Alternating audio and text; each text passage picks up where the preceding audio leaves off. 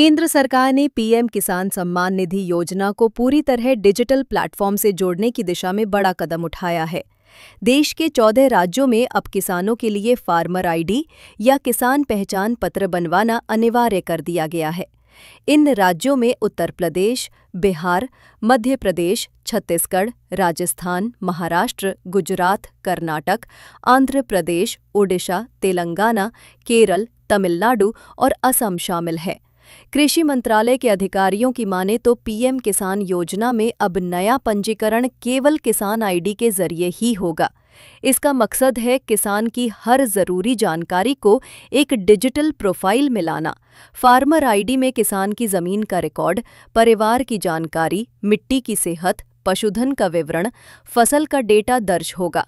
इससे किसानों को बार बार दस्तावेज जमा करने की जरूरत नहीं पड़ेगी।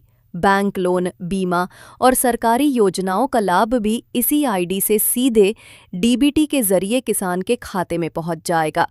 सरकार का कहना है कि डिजिटल एग्रीकल्चर मिशन के तहत तैयार हो रही ये किसान आईडी कृषि क्षेत्र में पारदर्शिता, सुरक्षा और सुविधा तीनों को सुनिश्चित। सरकार का कहना है कि डिजिटल एग्रीकल्चर मिशन के तहत तैयार हो रही ये किसान आईडी कृषि क्षेत्र में पारदर्शिता, सुरक्षा और सुविधाकृत तीनों को सुनिश्चित करेगी।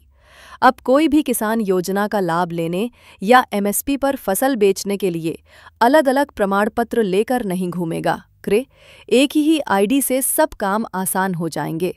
फार्मर आईडी सिर्फ एक नंबर नहीं, ये डिजिटल खेत से डिजिटल भारत की दिशा में उठाया गया बड़ा कदम है। सरकार का लक्ष्य है कि हर किसान तकनीक से जुड़े और खेती अब सिर्फ पेशा नहीं बल्कि डिजिटल सशक्तिकरण का प्रतीक बने। पंचायत वार्ता के लिए जयदेव सिंह की स्पेशल रिपोर्ट।